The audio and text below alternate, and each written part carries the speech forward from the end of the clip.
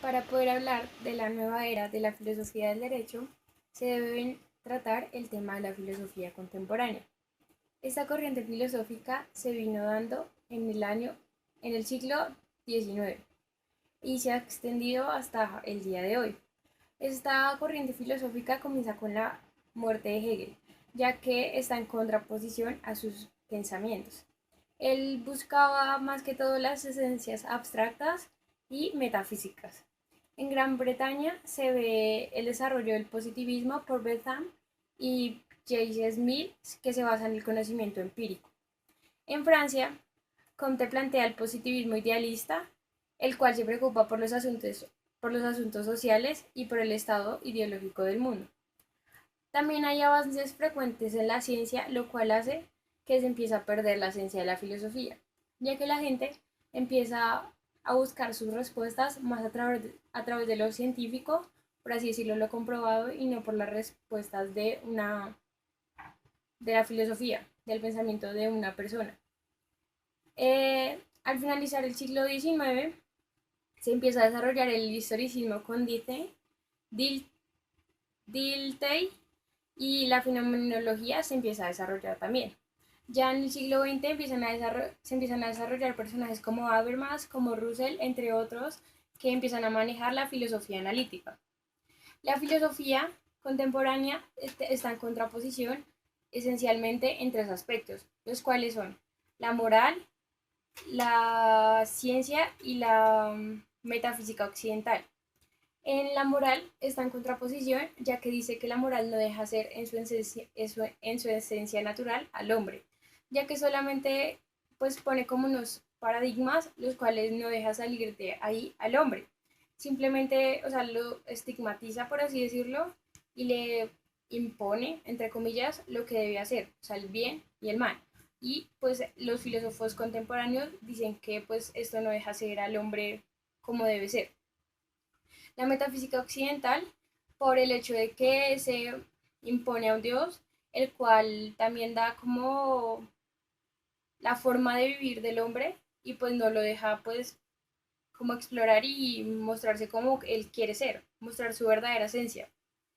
También en la ciencia, porque esta también se toma en parte con la metafísica occidental, según varios filósofos, y esta es porque la ciencia solamente se basa en decir lo monótono, como el hombre nace, crece, se desarrolla y muere, y no se enfoca en mostrar cómo los sueños, las aspiraciones, sus sentimientos, entre otras, de que en verdad forman y constituyen al hombre.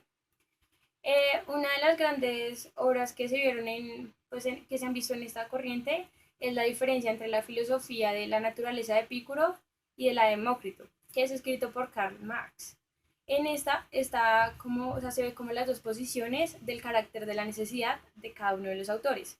También está lo uno o lo otro de Søren Kierkegaard, que critica a dos personajes muy influyentes de la filosofía, los cuales son Sócrates y Hegel.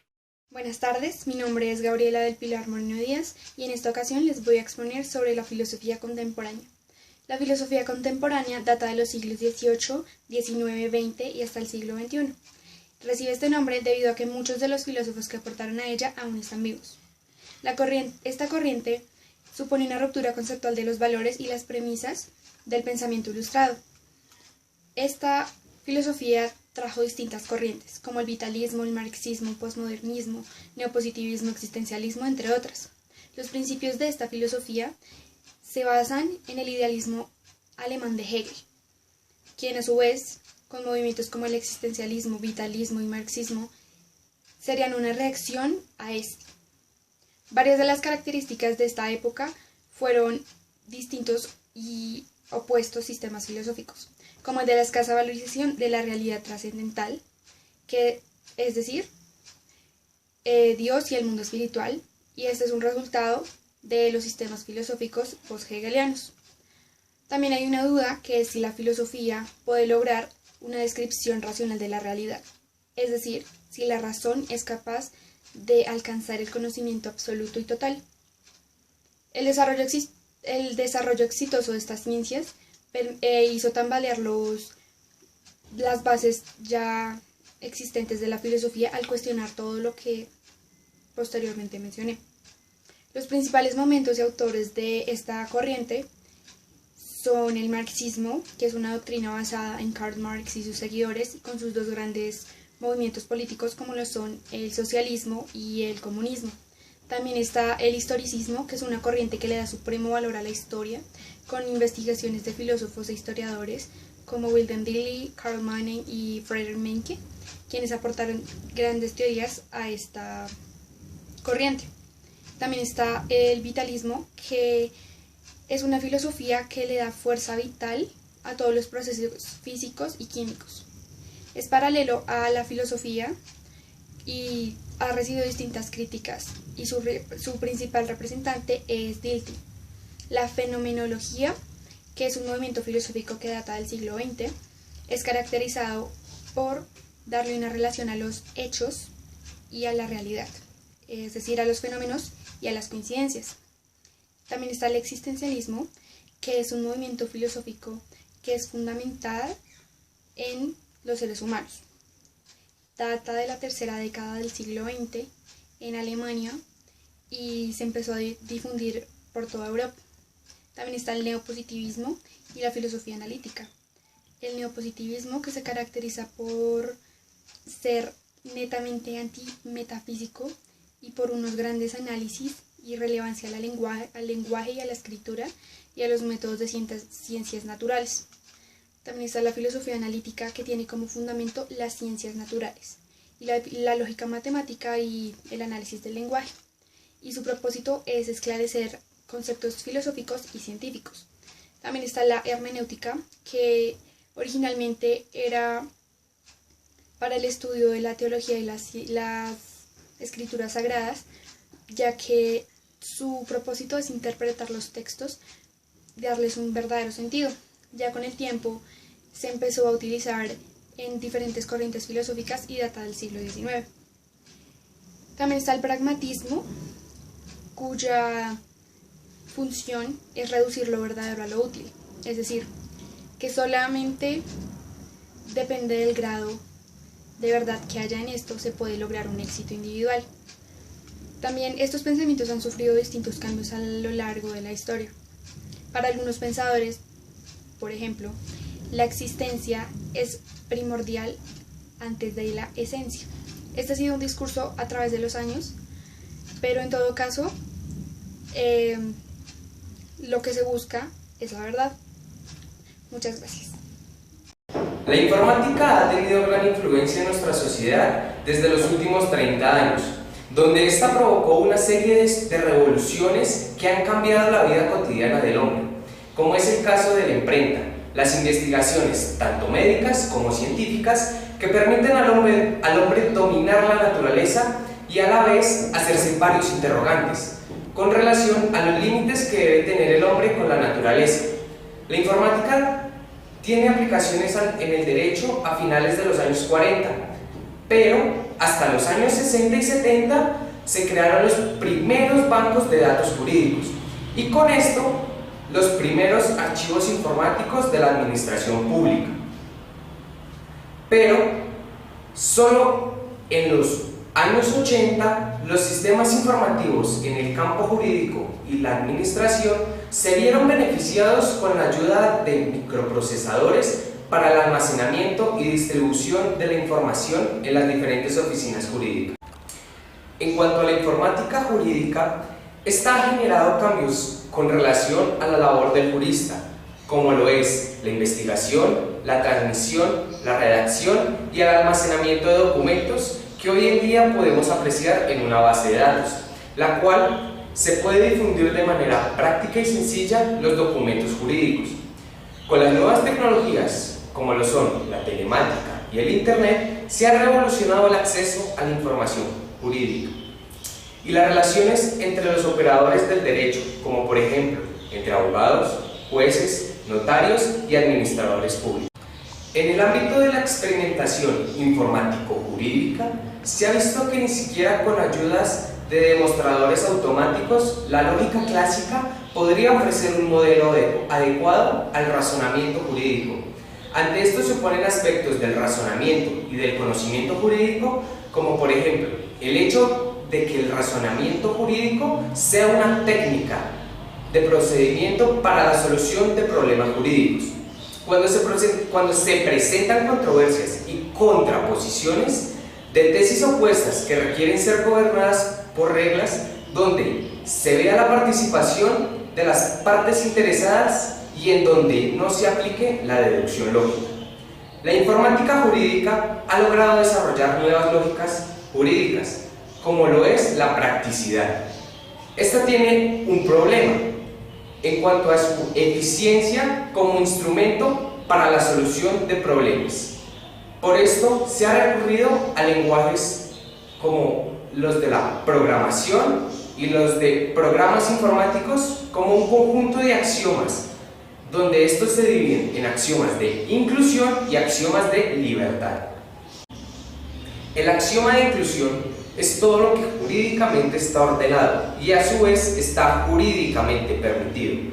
Por ejemplo, si está establecido que tenemos la obligación de pagar una deuda, tenemos también la obligación de hacerlo. Al estar esto jurídicamente ordenado que el deudor pague su deuda, igualmente está jurídicamente permitido que él lo haga. Por otro lado está el axioma de libertad, que consiste en lo que está jurídicamente permitido y a su vez no está jurídicamente ordenado. Y esto puede libremente hacerse u omitirse. Por ejemplo, cuando no existe un precepto jurídico que nos obligue a dar limosna a los mendigos, pero tampoco está prohibido. Así nos encontramos libremente facultados para dar o no voluntariamente la limosna. Importantes desarrollos para la dimensión filosófica de la informática jurídica van teniendo relación con el desarrollo de agentes informáticos como lo son el software, el cual satisface las necesidades de un usuario o de otro programa, bien sea por iniciativa propia o porque éste lo requiere. Estos agentes pueden ser de información, móvil, cooperativo, de búsqueda inteligente, de consulta y de base de datos. Estos agentes informáticos están dotados de cierto grado de autonomía, entre los que se establecen relaciones gobernadas por normas semijurídicas. Los primeros filósofos en referirse a la informática jurídica fueron Vittorio Frosini y Mario Lozano. Frosini nos habla de los problemas de la revolución cibernética en el campo jurídico y social, pero a su vez este le da relevancia al tentativo de conjugar la informática con la hermenéutica jurídica para facilitar el proceso informativo, permitiendo de esta manera una interpretación más completa y eficaz de la norma. Por otro lado, Lozano nos habla de la informática jurídica con relación a los estudiosos de las ciencias sociales que quieran integrar la informática a su cátedra. De esta forma se da paso a la distinción que hoy generalmente es aceptada entre informática jurídica y derecho informático. El derecho informático constituye una ciencia y rama autónoma del derecho que abarca el estudio de las normas, jurisprudencias y doctrinas relativas al control y a la regulación de la informática en dos aspectos. El primero de ellos es la regulación del medio informático en su expansión y el desarrollo. El segundo es la aplicación idónea de los instrumentos informáticos. La informática jurídica es el procesamiento automático de información jurídica donde se aplica la tecnología de la información al derecho. Cabe resaltar que la informática jurídica y el derecho informático tienen sus propios principios, donde ninguno de ellos depende del otro. Bueno, la bioética, entonces, sus orígenes se remontan a los años 70, en donde se empiezan a abandonar las investigaciones metaéticas, las cuales solo se trataban de la naturaleza y la fundación de la ética, y le empiezan a dar mayor interés a los problemas morales concretos y específicos. El término bioética en el sentido literal significa ética de la vida, o en sentido más amplio significa de todo lo viviente. Aparece por primera vez en el año 1971 con el título del libro de un oncólogo norteamericano de nombre Van Rensselaer Potter. Este autor lo que nos plantea es definir la bioética como un tentativo de utilizar las ciencias biológicas para mejorar la calidad de vida. Vincula su razón de ser a la necesidad de formular una nueva ética que esté en condiciones de garantizar la supervivencia de la humanidad a través de un estrecho diálogo entre ciencias biomédicas y ciencias humanas. La bioética no es una nueva disciplina, según él, es un conjunto de investigaciones, discursos y prácticas que son multidisciplinarias y que tienen por objeto la clarificación o soluciones de cuestiones éticas, originadas por las innovaciones científicas y tecnológicas que han hecho posible intervenir sobre fenómenos vitales en formas hasta hace algunas décadas consideradas impensables. Mauricio Mori, otro autor que nos habla de bioética, él la considera un movimiento cultural, nacido en Estados Unidos en los años 70. Según él, luego se difunde en Europa en los años 80 y en los años 90 hace que se difunda a todas las naciones, lo cual hace que sea definido como un fenómeno planetario. Existen preguntas fundamentales dentro de la bioética que determinan los lineamientos por los que se deben seguir, entre los cuales están ¿cuándo comienza la vida?